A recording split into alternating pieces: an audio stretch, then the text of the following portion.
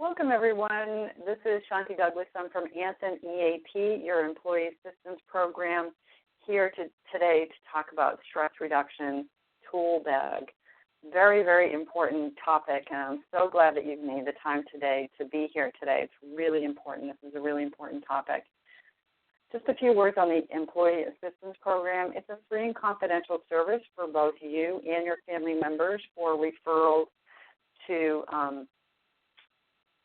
support services such as child care, elder care, face-to-face counseling, legal, financial services, etc.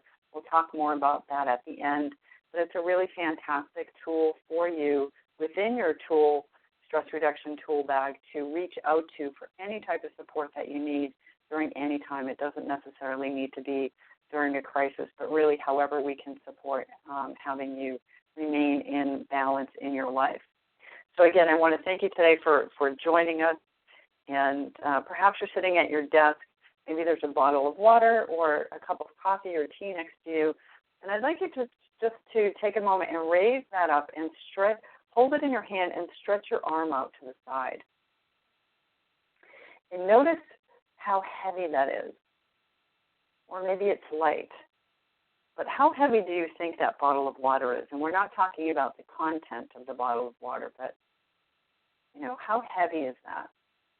So maybe where you've only held it for 30 seconds or so, it's not too heavy. But if you were to keep that bottle of water and your arm outstretched for 5 minutes, say, it would probably get a little bit heavier. And if you were to stay there for until the end of the day, it would probably be a little heavier still.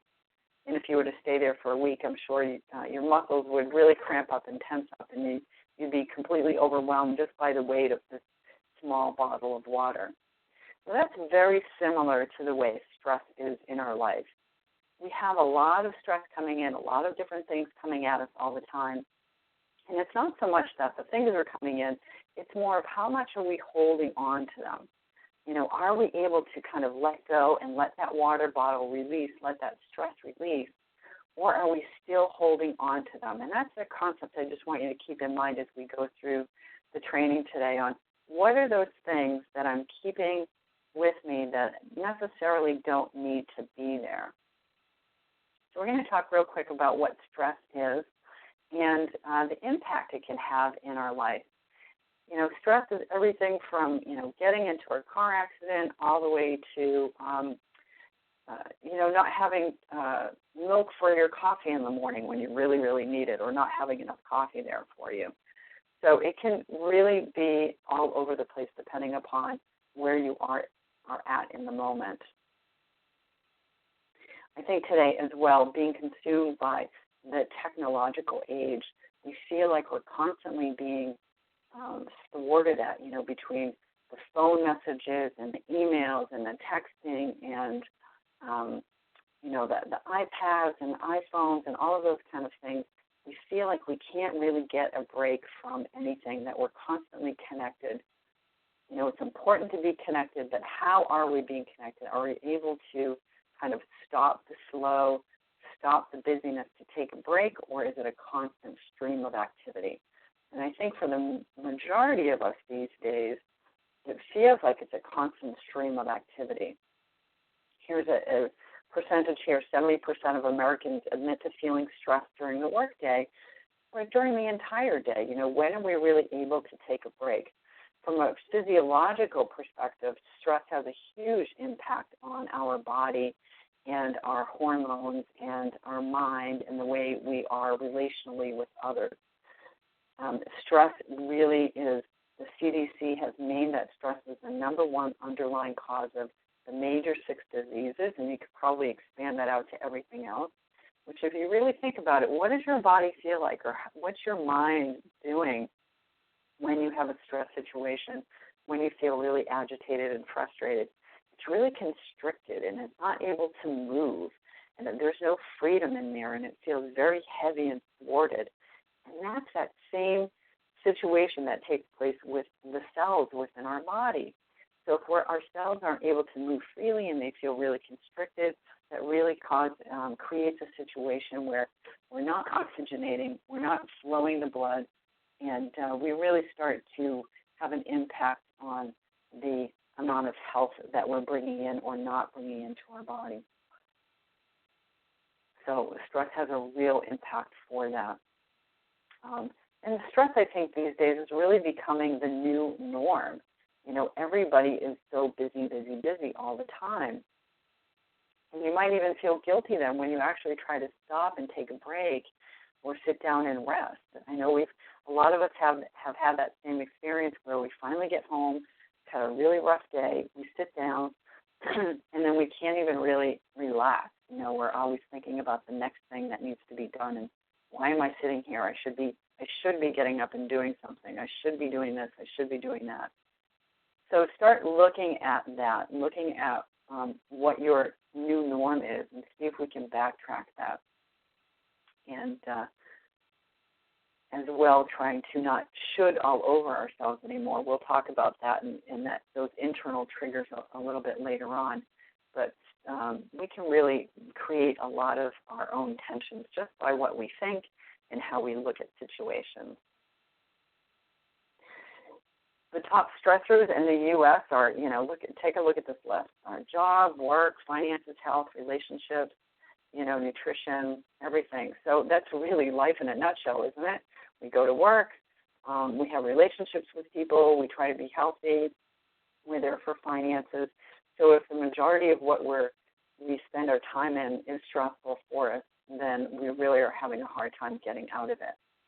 So it's not really, the perspective then isn't how can I get away from these places and these conditions, but it's really how can I switch things up so that I'm not feeling as much stress in these places at work, or I can look at my finances a little bit differently, or I can remain healthy with good nutrition and exercise and sleep and hydration and stress management, so my disease factor will be lower, so that I'll really be able to feel balanced and more well-rounded. Relationships as well can be pretty tenuous. We're a very communal species. We live in relationships with everything around us, whether it's our spouse or our partner, our kids, our colleagues, our neighbors. We even have a relationship with ourselves. Don't forget about that. That's really, really important. We have relationships with things like our house and nature and all these kind of things. So, again, we want to make sure and have all of these be a positive experience. But for a lot of us, relationships can be pretty tricky. We don't spend a lot of time learning on how to communicate or asking the right questions or creating understanding or just having everybody be okay to be themselves. We really want, I think it's preferred sometimes when we're all kind of similar, but we're really not underneath. We may be similar, but we're also very different. So I think that can also add to the stress factor when we really don't have an understanding of the differences between us, and just being able to collaborate and discuss that and share that. Nutrition is really important in regards to stress. We'll talk about that a little bit later. What we eat and how we eat has a really big impact on our stress level. If we're eating for fuel, right, to keep us strong, to keep us healthy, to keep us energized, that's fantastic. A lot of what we eat, though, however, is more of emotional eating, or eating because we're bored or we're agitated, especially as we sit at our desk during the day. We're not able to move, we're on the phone, we're on the computer, but we still have this underlying tension going on. Sometimes food can be that release valve for that tension. So we want to take a look at that as well.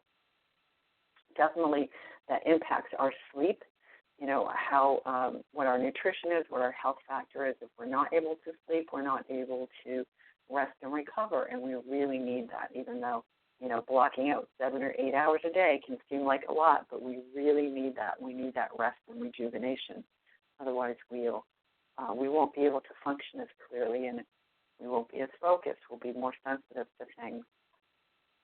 The media has a huge impact on our stress level, and if I can call out one good recommendation is, if you have a television set, don't eat dinner and watch the news. I call it the death and destruction news, because it's really things that are just so fear factor and a lot of negativity. So we really want to make sure that what we're bringing into our field, to our mind, to our thought pattern, to our community is really things that are supportive and healthy. And it doesn't necessarily mean that we don't need to know what's going on in the world, but there's a certain level where it becomes more fearful and overwhelming than it does good. So take a look at that. That can be pretty important as well. So take a look as well as what you're identifying, what your triggers are. What are those things that create stress for you? Everybody's a little bit different, so take a look at that. It could be, I know for me, the top two things for me are traffic. Traffic drives me crazy, but I'm really working on that to be more settled and calm. Technology for me is really irritating. I feel a real sense of loss of control when the computer or my phone or some other thing is doing something and I have no idea how to fix it or what to do. So I feel really out of place with technology. So I try to make it my friend, but oftentimes it doesn't. We kind of butt heads there. So what are some of the triggers that you have? Maybe take a look at that. It could be a last-minute phone call from your child about something, whether they're sick or they need to be picked up or their schedule has changed. It could be, again, finding space to create balance in our life. Sometimes that can be a trigger where we feel really anxious about that. Or you have a new project or assignment in your job and it comes at you at 3 o'clock on a Friday afternoon, when you're looking to kind of escape for the weekend. You don't want to be thinking about that. Could be the busy schedules are often big triggers, or just a lot of demands. You feel like there's a lot of time that is squelched, right? There's not enough time for you. So, and the other important aspect to know as well is, how do you know when you're stressed? What are those things that create awareness for you of, oh yeah, something's going on here? So what is that for you? And this really requires us to kind of stop and slow down for a moment, check in with our body. So for some people, it might be a lower back. We might have a lot of tenderness in our lower back, and some of that can be not feeling supported or sitting a lot during the day. For others, we can have a lot of tension and tightness on the shoulder. I call this like your invisible backpack strap place, right, where we have everybody comes up behind us and throws their stuff in. We have some of our own stuff in there. So we have a backpack full of stuff behind us that we carry around, all those stresses, kind of like that water bottle example I gave at the beginning, right? What are we carrying around that we haven't released? So start taking a look at that invisible backpack and what's in there. For some other people, they might have stomach issues or irritable bowel syndrome or constipation or diarrhea or acid reflux. We may get sick more. We may have a longer period of time to recover from illness. And those really relate to a depletion in our immune system. So when we are stressed, our immune system really takes a beating because I'll show this in another slide or two, but there's some factors that are involved with the whole physiological chemistry of what's taking place in the body when we are stressed. For some people, they get headaches, they get migraines, or clenching of the jaw, or the eyes are really tight. This lady right here, she's holding her forehead, and this is kind of like the I need to calm down kind of mode, like I've just heard some bad news, or I'm so worried about something. So take a look at what you do and just to kind of start becoming familiar with your body. And that's really important because we'll use that later on as a check-in, as a point of check-in, to check in with our body to see what our stress level is and what's going on for us. So here's the brain. And what happens, too, is when we get into a stressful situation, is there's a lot of stress hormones that get flooded through our body. We need to take care of a situation, right? We need really quick energy. So if a lion or tiger were chasing after us, we would want our blood pumping up really, really quick. We'd want a burst of sugars and glucose going through our body so that we can have that adrenaline rush going so that we have energy and power to run away, right? So that's kind of that fleeing situation. Or if we decided to fight off that lion or tiger, we would need energy as well. So that's that fight or flight or freeze response that we have with stress. So think about what would take place if you were driving and the car in front of you all of a sudden just stopped on their brakes. What would you do? Right? Automatically, without even thinking, you'd slam on the brakes, you'd probably swerve the car, and you might even put your hand out, your right hand out to kind of capture the person that's in your passenger seat. At least that's what I do. My mother used to do that all the time, so I'm kind of, it's kind of part of my habit response for that. So what took place in that moment when you're just about to get into the car accident, there's in the back of your brain, and the oldest part of your brain on top of your brainstem, there's a gland called the amygdala, okay? And they're about the size of an almond, and that's where that fight, flight, or freeze response comes from. That's that very quick reactive nature, right, where we don't think about what we're doing. We just immediately respond. And there's a connectivity between our brain and our body. Same thing in that car accident example, right? If you had to stop and think about everything that you needed to do to not get in that car accident, you would be mashed potatoes by then, right? But what happens is our emergency response system comes in and it automatically takes over, and it does what it's going to do because it needs to fix the quote-unquote emergency, which in this case with the car is an emergency. However, a lot of times our emergencies aren't quite emergencies, right? So they're more of the situation where we get that last-minute phone call from our babysitter or our child or something, or that last-minute call into a meeting, or from a client who's looking for a huge project and we're not prepared yet, whatever that kind of is. So that's really when our brain goes into overload all the time. So this is really where that constantness of stress comes in. So in that initial example with the car, what happens is we have the ability to recover from our stress, right? So we almost get in a car accident, and then we take a big breath in, and we're like, oh, my goodness, what just happened? Let me kind of regroup, right? We have that rest period afterwards, which is what's supposed to happen. That's where our bodies are meant to be like. They have that stress response, that emergency response system, and then we have a longer period to rest and recuperate. In the busyness of today, however, that really doesn't happen. And that's what this slide is really showing here, where there's so much stress going on all the time. So many things are coming at us. The meetings, the thoughts about the meetings, the thoughts about our to-do list, the phone calls, everything else. So what happens to our body is it gets really depleted. The stress hormones, the adrenaline, the cortisol, all of those other hormones that get shot out when we're trying to deal with an emergency are now constantly firing. Okay, so this is the same as if you were a sprinter, right? Not a marathoner, but a sprinter. But you continue to sprint and sprint and sprint. So you ran a marathon sprinting, you would be pretty much exhausted, halfway through it, if not more than that.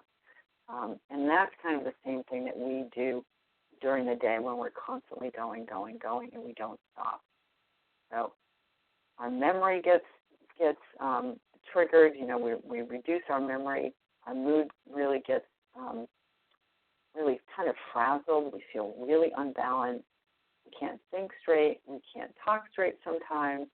And we're constantly we're on guard and doing what we need to do and getting it off of our plate kind of thing.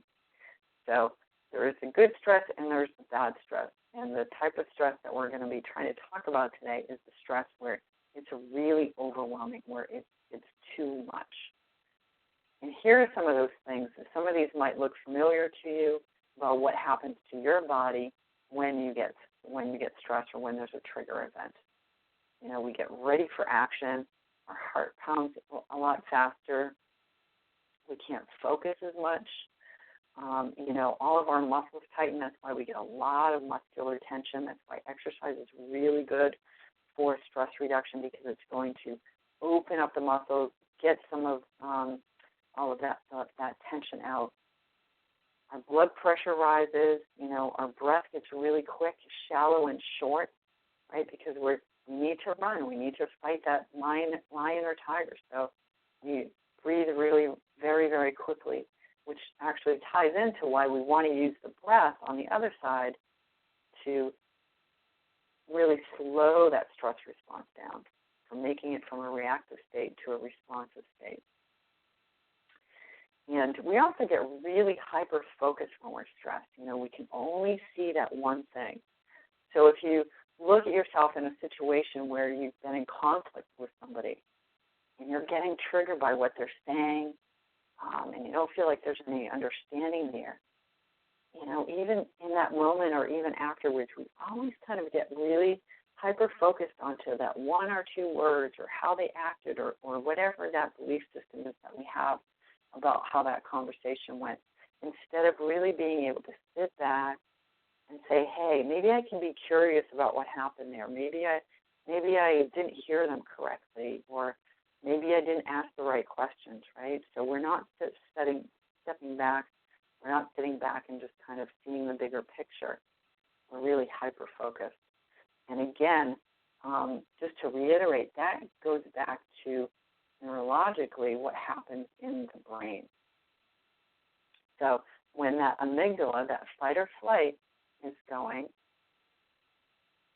it creates a wall between having further conversation with our prefrontal cortex, which is right in the front of our head, which gives us all of our executive functions, our ability to see, to strategize, to plan, to see the bigger picture. Okay, so when we get really reactive, it slows and stops that communication down. So it's really important for us to know when we're triggered, to know what our stress response is, so that we can take care of it. And again, here's a good example where we need stress. We need to get out of bed in the morning. We need that motivation. But typically we live in a situation where we just feel like we're overwhelmed. Everything is just too much for us. Our immune system gets depleted. We get depleted. Our energy resources are drying up. And that impacts our entire life, our friends, our coworkers, our work, our mood, our desire for joy and happiness, our creativity, everything else. So here's a great question to ask yourself. What are your stressors? What are those things that drive you crazy? And we kind of touched on some of that in the beginning. But what are those things that really push your button and trigger you? So again, for me, I mentioned traffic, and I mentioned computers and electronics. Another thing that can be very tense is when people don't understand what you're saying, when there's a lack of communication.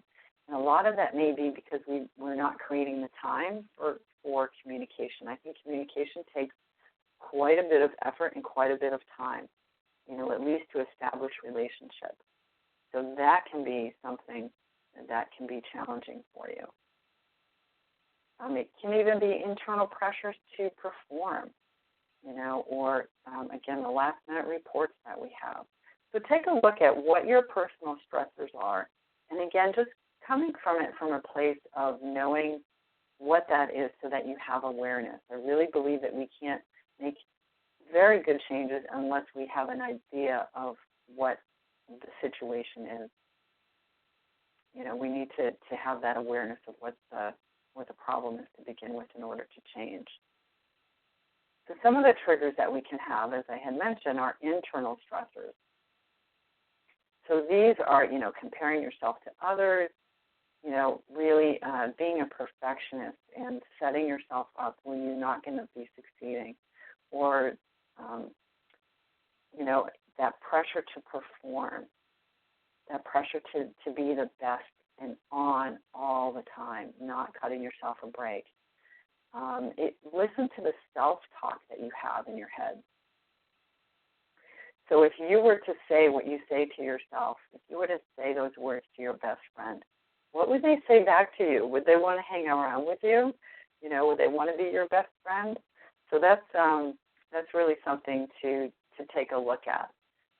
And we really want to make sure that the self-talk that we're saying to ourselves all the time is really positive, that it's uplifting, that, yes, we can have an awareness of triggers that we have or habits that we have that we want to change.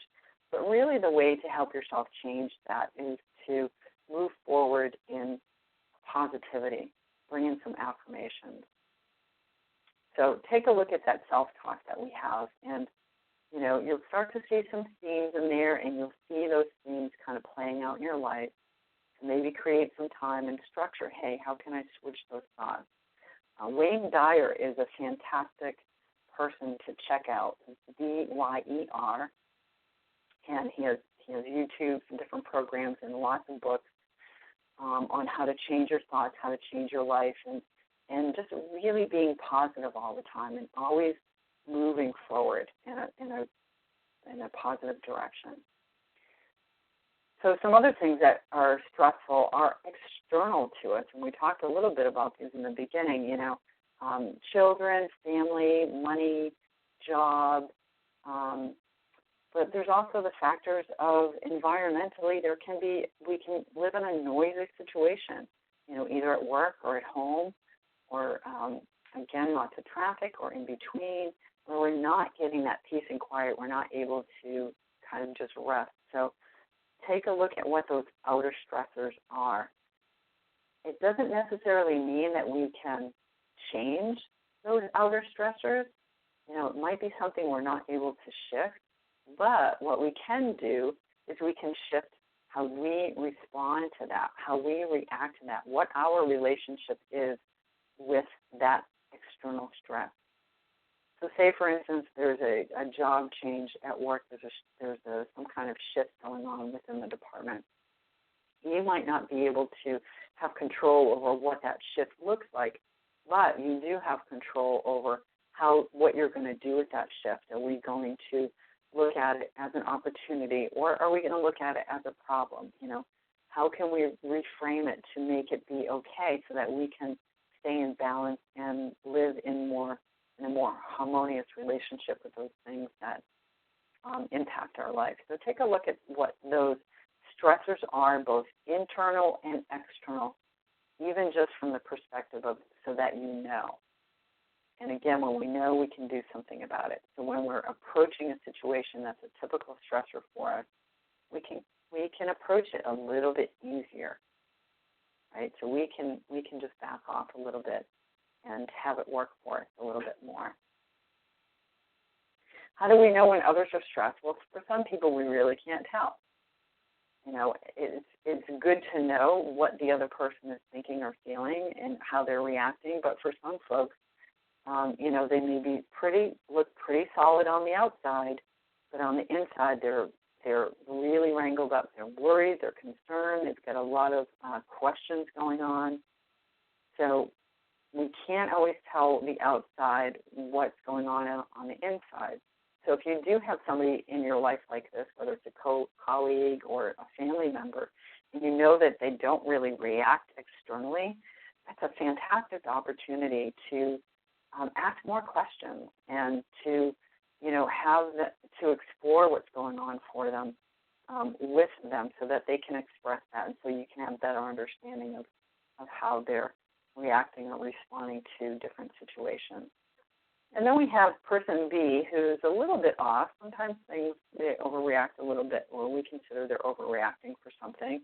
And other things they're pretty okay with. So again, these are people again, we want to ask questions. I think asking questions is very, very helpful for everyone. And then person C is someone who seems to, react pretty much to everything, even just to common situations. So we may want to deal with them a little bit differently, where we come to them with a little calmer nature, and maybe don't escalate with a lot of questions, but just kind of come into it with more informative stage than anything else. So, and take a look for yourself here, because it's good to know for yourself which type of person you are, so that you can ask for support when maybe others don't think that you need support, okay? So it's really important whenever you need support to ask for it. And if you're kind of that quieter person, you might have to step out of yourself, because people won't approach you and notice that you're overwhelmed or you're frustrated or you're stressed. Okay, so here's the good stuff here. Let's get to the tool bag. So the first one is mindfulness, mindful communication, it says here. But I just want to talk real briefly about what mindfulness is. So if you pick apart any trigger event that you have, any situation, even if it's the fact that you have a very busy day, okay, where are we getting that anxiety from about the busy day? Because we can have a busy day and just have a busy day, or we can have a busy day and really feel like we have a busy day, where it makes us feel really overwhelmed because of that busyness, okay? And in that second scenario where we feel really overwhelmed with it, what we're actually doing is we're taking the history from before, this feeling of not being able to accomplish enough, of all those trigger events from before, of when we felt really cramped in our time with lots and lots to do, and how we don't like that. And we bring that to the present moment, and then we project it right out to the future. And the thought patterns in our head may be, I'm not going to be able to get it done. I'm worried about how I'm going to finish all this stuff. Look at all these things on my desk. How can I just get rid of everything and just, et cetera, et cetera, et cetera. So we get ourselves into a really frenetic state. If instead we can stop for a moment, right? Just stop. Okay, we know what happened before. Great. All those times that we scheduled too much in our day, let's learn from that. That's okay. I remember what happened. Yep. So it's going to be a really busy day because I booked myself back to back. And we don't even look at the future, but instead we stay right where we are, right in this present moment, and we say, okay, I have a busy day. I have a very full calendar. What can I do about it? Well, the first thing I can do is I can bring my stress response down by just taking a few breaths, because I know that when I get really excited and I get anxious and I feel like I'm getting really scattered, that's because I'm breathing very, very shallowly and my mind is racing. So I want to stop my mind from racing. I'm going to take a few slow breaths. I'm not going to worry for a moment. I'm not going to even think about what I need to do, because I'm going to take care of myself. So I'd like you to join me right now. We're just going to take 3 or 4 slow, deep breaths. So you can breathe in through your nose, and you can exhale through your nose or through your mouth, just a really long, just kind of letting that breath go. And again, breathing in. And as you breathe out, feel free to let the shoulders relax, let your eyes relax, let yourself connect to your feet, right? They're furthest away from your head, from a busy mind. And we'll just take one more breath. Good. So now if we were to transition to do what we need to do, we could actually do it with more attention and more focus and more presence to what we're doing.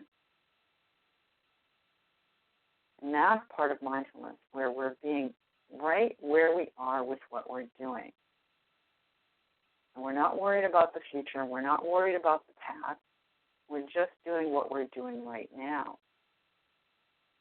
And when we do what we're doing right now, that actually sets everything up for the future moment.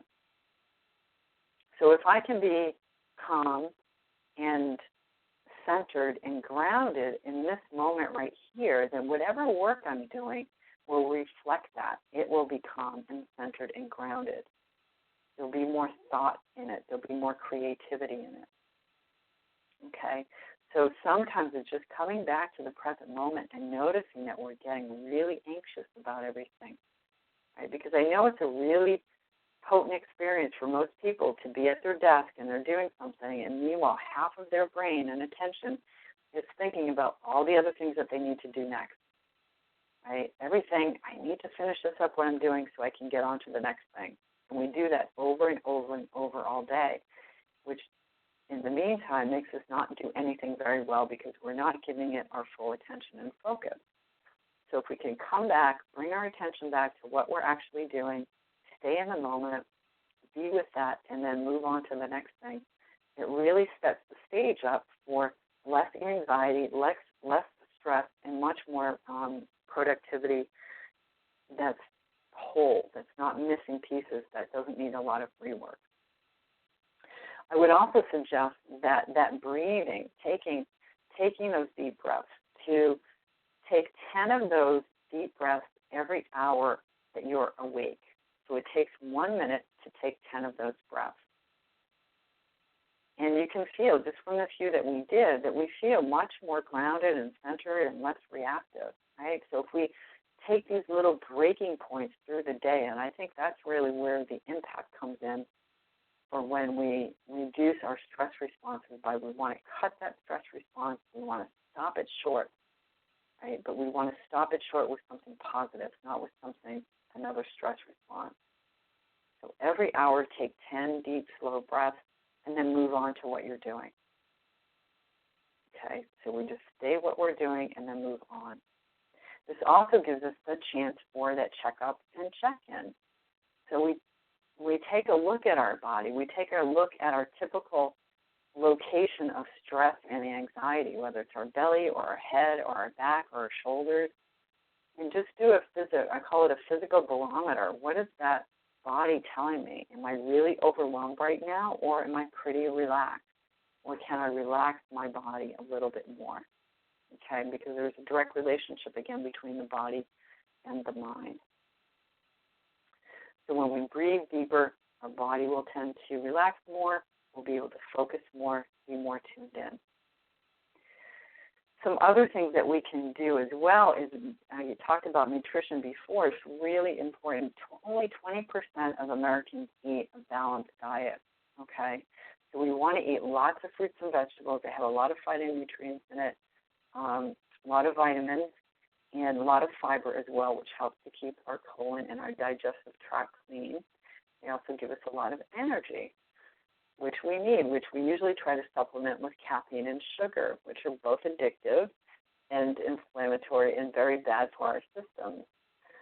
So besides the fruits and vegetables, we also want to have lean protein so we can build up the muscle and keep the cells growing properly, having whole grains, and also if we have dairy, making sure that it's GMO-free, not a lot of growth hormones in there as well. Hydration is key, making sure to drink enough water. You should drink half of your body weight in ounces of water per day. We want to definitely keep those toxins flushed out and keep the hydration going so that we have, our body is 70 to 80% water, so we want to make sure that we keep that nice and flowing. It's also important to have family and friends for support system. And if we don't have a support system, looking to the Employee Assistance Program for that. We're definitely here for that, for anything that you need in that regard. The distraction and the deflection, this isn't avoidance, right? But if we find that we're having a lot of negativity in our thought pattern or even our environment, we want to get ourselves out of that. We want to remove ourselves from the negative Nellies and really hang out with the positive Paulas or Pauls, right? We want to hang out with those people that are see life as a gift and always have the ability to kind of look at the good in whatever the situation is. And for our mind ourselves, turning to affirmations and positive statements and having them around our desk and in our office and what have you. Watching some funny cat videos in the morning or something, to kind of get the joy juices going. So we always want to kind of remove ourselves from that negativity, move towards the positive. organizationally, take a look around at your desk, at your car, at your workspace, at your home. Is it a disaster? Really, if everything is a mess, that's how we feel inside. It can be a real reflection. Our outside can be a reflection of our inside. So we want to get organized. It also helps us to find things where we want to find them. We all know how aggravating it is to search for something for 10 minutes, and then it's where we thought was a good place, right? So we want to get organized in what we do and have some healthy, positive routines. And it's really important, too, to, be independent, figure out what works for you, because what works for you isn't necessarily going to work for everybody else. So stop trying to keep up with the friends and the neighbors and the shoulds. Again, stop shoulding. We need to stop shoulding all over ourselves, right? And slow down, listen to your heart, listen to what feels right and feels good for you, and move forward with that, because that's really where we start to live an authentic life. It's really important. Again, getting back to communication, we're in relationship with people and situations all the time, including ourselves. Don't forget that we have a really deep connection and relationship with ourselves, and we want to have that positive thought and that positive talk. When we are in relationship with somebody else, trying to create understanding, especially when we don't understand, or we find that we have some resistance towards them, or we feel like we're judgmental, or we're, not really quite getting them. Ask them questions. Be curious. Say, hey, tell me your story, or just, ask where they're from or what they like to do or what have you. I think when we can break down those barriers of the separation that happens when we have our roles on, our guard up, it can really create such a more lovely environment for everyone. And it really helps to communicate with people then. I really see that as part of a life practice, to reaching out and being more positive in that way, setting the stage for relationships with people. Some other things that are important are, not spreading yourself too thin. It's really okay to say no, or not right now, or I'm full right now. Maybe I can get back to you later. But I think a lot of us, part of our human nature is to care for other people and make sure that they're okay. We really want to do good all the time. And that can lend itself to raising our hand a lot when we're already overtaxed. I know I have a tendency to kind of do that, to really put my hand up for a lot of things, and that can really come back to bite me, because then I don't have enough energy for what I need to do, the basic structure of what I need to do. It definitely doesn't give me enough time for myself. And then I find that the work that I do isn't as, it's not as solid, and I don't show up as fully as I wish I would be able to. So I've really started to backtrack from the amount of volunteering and the amount of things that I raise my hand for. And, again, that can be really challenging because there's so many cool stuff to do, and we want to do it. But we need to really be honest with what our availability is. And if you do find that you're stuck in a situation where, I did volunteer for that, but it's not working for me, please make sure to, to release that in kindness, but definitely release that, because you're being kind to yourself. You're also being kind to whoever you were trying to help, because we do want to show up well. As far as asking for help, definitely ask for help. Everybody needs support.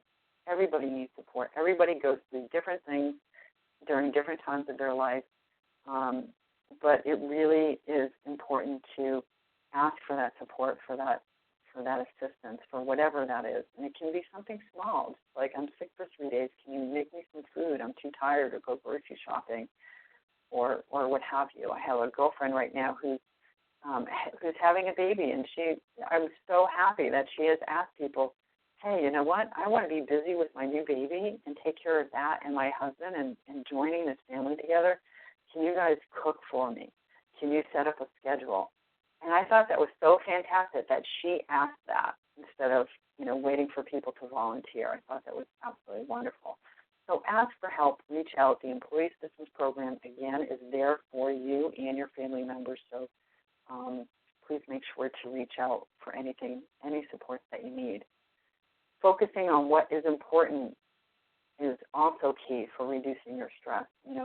When you come into work, I'm sure we all have a really big list of to-dos, right? Probably at least half a page long, if not longer. I know mine is really pretty big. We don't want to work off the to-do list. We want to work off the priority list. And the priority list should be really small. It should be 2, maybe 3 things top. Anything more than that, we're setting ourselves up for failure. We're just not going to have enough time or energy to do it, because there's always interruptions during the day. There's always other things that need to be taken care of. So focus on what's important. As you do the basic work that you need to do and deal with the emergencies from the organization and the department, always come back and focus on your prioritization, and that will really make your job a lot easier, and you'll get more things done. Spending 20% of the effort on 80% really does work, that 80-20 rule. And again, we talked about exercise, nutrition. Get outside, do something that you love to do every single day. Okay, don't wait until you're retired to be happy and to do things. We really want it to implement joy and creativity and something fun for us every day, even if it's a bubble bath at the end, or reading a book, or doing some qigong or knitting, or whatever it may be for you. Make sure that you spend at least 20 minutes with no obligations, no responsibilities, nothing but you. Guilt-free. Guilt-free, I think, is really key there. Some other things to check into, you can see right here, again, making sure that you get enough sleep, getting yourself away for a little vacation or something. One of the things that I have found is really important for people is if they start a gratitude journal. And this is, at the end of the day, you write down 6 things. 3 things that you are appreciative of for something that happened from the external world, like somebody held a door open for you, or the lady at the grocery store was pleasant, because sometimes that can be an issue, or just something like that. It doesn't have to be really big, or even if the sun was shining and you're really happy that the sun shined. And then 3 things about yourself that you're grateful for. Especially if you're working on something that you had positive thoughts, that you ate a healthy lunch today, that you went for a walk, and or that you didn't press that send button when you felt yourself being overheated, that you stepped back, you took a few breaths, you regrouped, and you rewrote your email, and then you kind of sent it off in a more neutral status. So take a look at that gratitude list at the end of the day. It can be really quite lovely when you do it day after day. And it helps you to bring in that positivity. So you'll be looking for that. And that can be part of your self-talk as well in your journaling. So taking a look at what works for you in reducing your stress. And it's always fantastic to have a list made of, these are my go-to things. When I feel stressed, I should think. So just make a list of 10 or 15 or 20 things that are good stress reduction tools for you. Write down what your tool bag is all about. Don't forget that breathing, right? 10 breaths every hour. Don't forget to, when I'm doing one thing, just do that one thing. Another thing that's really great is to use your transition points through your day as stopping moments. So I call them purposeful pauses, right? So when you get up from your chair and you're walking to somewhere, leave whatever's at your desk, and as you walk to that next place, just walk. Don't think about what you need to do when you get there. Just walk. Feel your feet, do all of that. When you arrive at your location, do a half a second intake of breath saying, okay, I've arrived, I'm here. Okay, have your meeting, have your phone call, whatever it is. And then when you leave that, when you transition that to something else, again, you stop for a moment, you kind of let go of what you just did, you show up to where you're being, and then you move on. So those little breaking points I find are very, very helpful for the day. You might want to add that to your list of your toolbox. So write a list of what that might be. And again, here's another reminder that it's important to understand what our triggers are and what those factors are for us to do anything about them. So know what your triggers are. Have an appreciation of the fact that you know what they are. Even if you don't particularly like them, that's okay. We're moving forward, right? Everything is just positive and moving forward. And when we do find that we do get stressed and we get reactionary, okay, that's what happened. We just kind of move on from there. Don't beat yourself up. It's really important, especially as you're trying to change and implement new habits. Okay, neurologically, our brain is wired to go the same way all the time based upon how we've trained it. So we're trying to retrain our brain to move in a different direction, to not get reactive to things, but to slow down and respond. So that takes a while to do, to come up with a plan. And again, knowing what your triggers are, listing out some of those appropriate responses you might have to situations. And when you do enter a situation that normally triggers you, slow down before you get there. Kind of take a breath, back off, just kind of sit back and be curious, ask questions. Okay, so that can be very, very helpful. Here are some apps that you can check out: Stress Tracker, Mood Tracker, Stress Pile, Headache, Relief Diary, all of those. Another one I want to add to that is called Headspace, Headspace, and that's a really great app for learning about mindfulness and meditation. He brings you on a 10-day journey about how to reduce your stress and how we need to retrain our brain and how that works. And meditation is not anything woo-woo. Meditation is simply having awareness of what you're doing. It's focused concentration. Okay, so it's really retraining our brain. So check out that app. And again, the name of it is Headspace. And it is a free app. And lastly, just again wanted to refresh you on the Employee Assistance Program. This is a free and confidential service for both you and all of your family members. You can receive face-to-face counseling sessions. You also receive some legal and financial consultation, whether that's in face or on the phone as well. And if you need referrals to child care, elder care, especially if you're in that sandwich generation. I know I'm in that sandwich generation. My parents are getting older, not too sure the pathway that's going to take place as they get older and medical issues and faculties diminish. So definitely getting some support around that, both with information and with consultation and referral services out. And really anything that you need for your life. So again, more stress management, weight loss, tobacco cessation. There's really a comprehensive website to connect to. There's also identity theft recovery and free credit monitoring, which is really important these days in this day of technology. So the connection for that is anthemeap.com, and your login is Mary Baldwin College. And you can see the 800 number there, 1-800-346-5484. So please feel free to reach out and connect with the EAP. So I want to thank you for your time today. I hope it was somewhat supportive and helpful. If you have any other questions, again, please feel free to call the 800 number. And I appreciate your time today. Thanks so much. Bye-bye.